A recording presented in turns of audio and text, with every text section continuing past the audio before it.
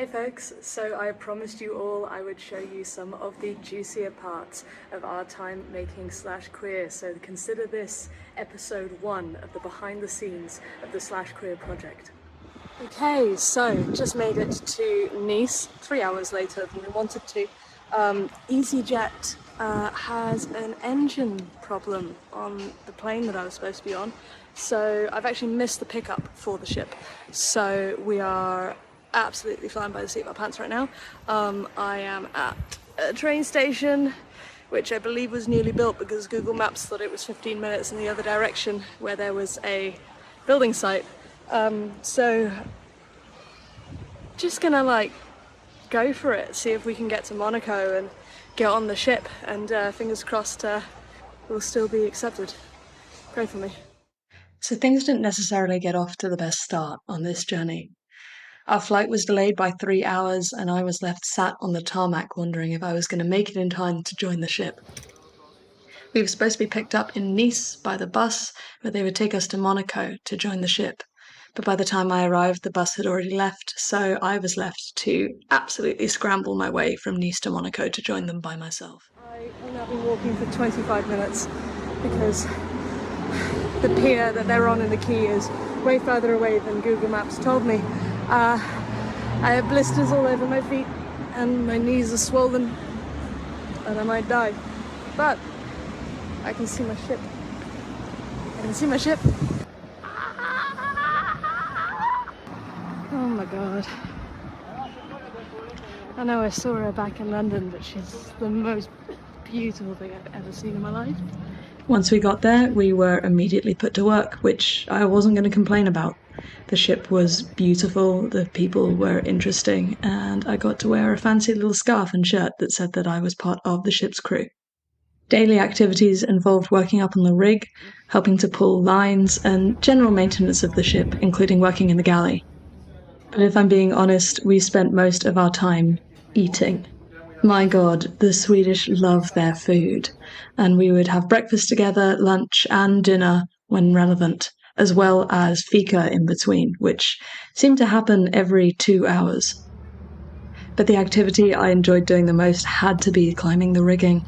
The view of the Mediterranean from the top of the mast was like nothing else. Okay, cool. So I have been here for about 5 or 6 days now, and it has been completely ridiculous. We have seen tornadoes and volcanoes and whales and dolphins and turtles. We have seen every type of Swedish snack that you could possibly eat under the sun. And we've been working some really hard hours as well. I'm part of the starboard shift on the ship, which means that I work 12 p.m. to 4 p.m. and 12 a.m. to 4 a.m. The upside is doing the night shift is completely beautiful. It's been the most incredible trip so far to Malta. We have 2 days left until we dock, and I'm really excited to get there. It's been some really hard work on the ship, but fingers crossed I'm going to be back on here soon. But in the meantime, between then and now, I've got a couple of interviews secured in Malta, which I think is going to be really interesting. Malta is the hub of intersex rights for Europe, but at the same time seems to be a little bit behind other European countries when it comes to feminist rights. So that is a disparity that I really want to investigate, and I've got some fantastic experts that are waiting for me in Malta that are going to help me out with that. And then the plan is to see whereabouts in the Mediterranean I can get to. We've got a few ideas lined up. Antalya in Turkey is one of them. We're also potentially looking at Athens in Greece and Albania as well. And we will almost certainly now be getting to Cape Town in a month's time. So we've got a lot on the agenda, but I'm going to make sure that I can show you a little bit of the ship and also share with you a really interesting interview I got to do with a crew member that works here on the Götheborg. My name is Eli Gafvelin, or Eli if you want to. I work currently as the ship's carpenter on the East Indian and Götheborg.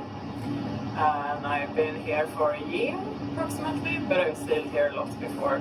And I've been working on ships and with wooden boat building for the past 15 years. When I was a teenager, I was pretty into the whole queer community in Sweden. But then through various things that happened, I sort of fell out of that.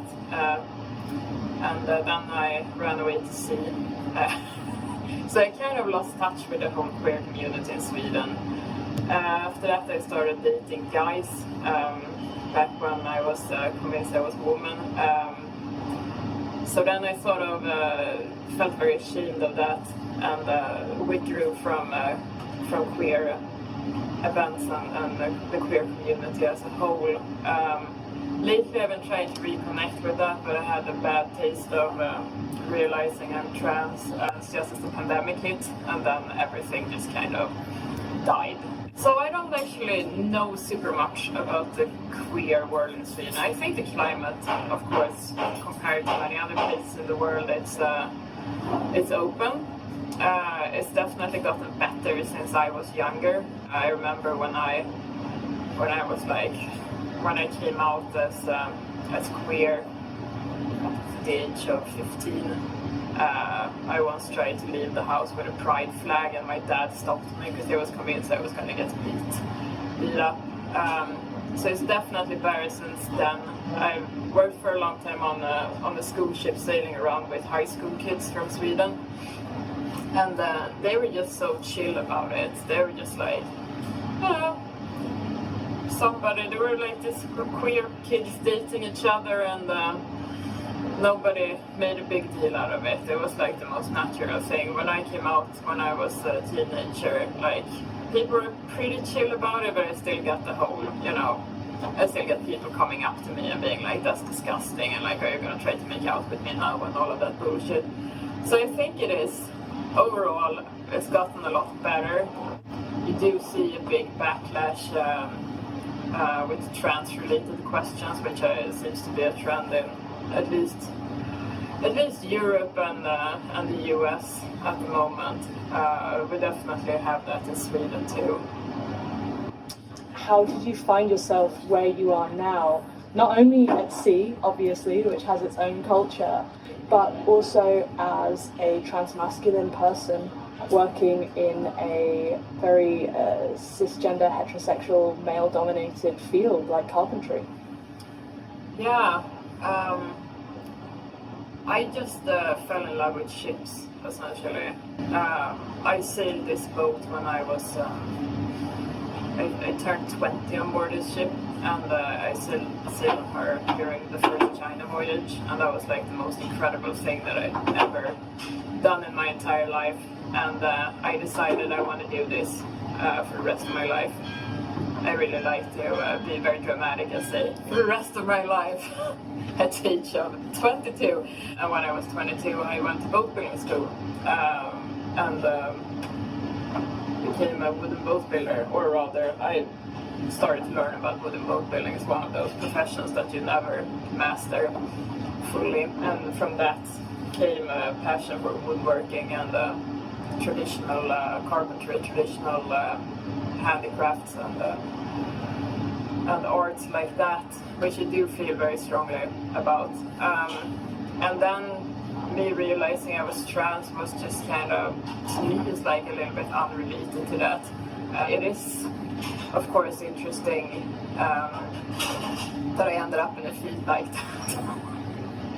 That is so cis-normative and heteronormative, but I've also never really worked in any capacity as like a house carpenter or, on building construction sites or any such thing, where at least I think that's the most sort of place where that's the most prevalent. I've been spared from that. I've been on some boats that have been really, really shitty, but mostly this is like where all the hippies hang out, all the dirty sailing hippies. So generally people are like as cool as you kind of wish for them to be about it.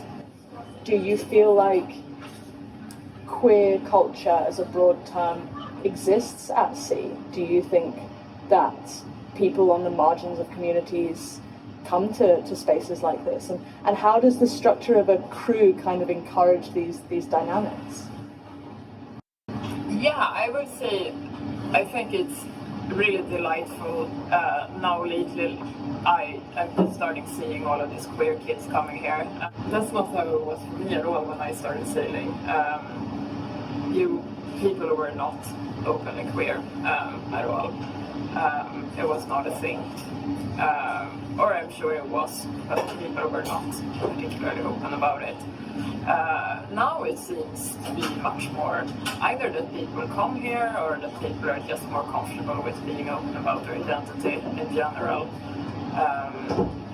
And it makes me really happy. But it's interesting also to think about sailing, like historically, how it has been a place where people have sort of come and been able to kind of, you know, the outcasts of society, they will come here, which is both like a beautiful thing and also, you know, an unfortunate thing when you get these people who never had to like learn how to behave together with other people and are just, you know, kind of assholes, never had to change. But sometimes you just meet these people who are sort of accepted for their, you know, kind of personalities, and people are, they just let them be who they are, which is a beautiful thing. And I think definitely on board ships there is a big acceptance of people, or at least on board the ships where I have been, or at least the good ships I have been on. You turn into this big dysfunctional family in a way that I think is really beautiful. And here we're really lucky that most people are really great people. But even when you're on board with people that you might not be super fond of, you learn to coexist in this way that I find fascinating. And maybe it will become a queer utopia here on ship. We certainly hope so. The interview I conducted with Eli had a profound effect on me. It left me thinking about one of the ideas that had led me to go on this trip in the first place, which was the idea of the queer diaspora. People who are different in gender and sexuality, leaving the places that they used to call home to find communities and cultures where they're better accepted. And here I found Eli in what I would describe as being close to a little queer floating utopia. So I'm going to film part of this vlog here. I was supposed to be doing this on the bowsprit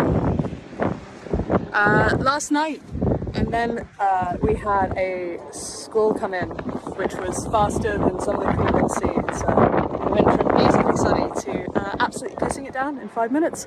I am in the best outfit I've ever worn in my life because we are going to be hosting an event tonight.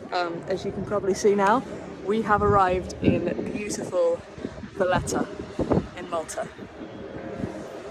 And I am just completely overwhelmed by the experience that I've had. I've had the most phenomenal time. And I really came on this journey, round two of Slash Queer, because I was so interested not only in gender and sexuality as these concrete constructs, but also because of how we create communities. And what I found on this ship is the most phenomenal community. It isn't perfect by any measure, but so often when I talk about queerness or living in the margins, I talk about the ways that we make families, and a crew on a ship is a family. Everybody has a role to play and something to contribute. You look out for each other, you feed each other, you play together, you deal with your problems together.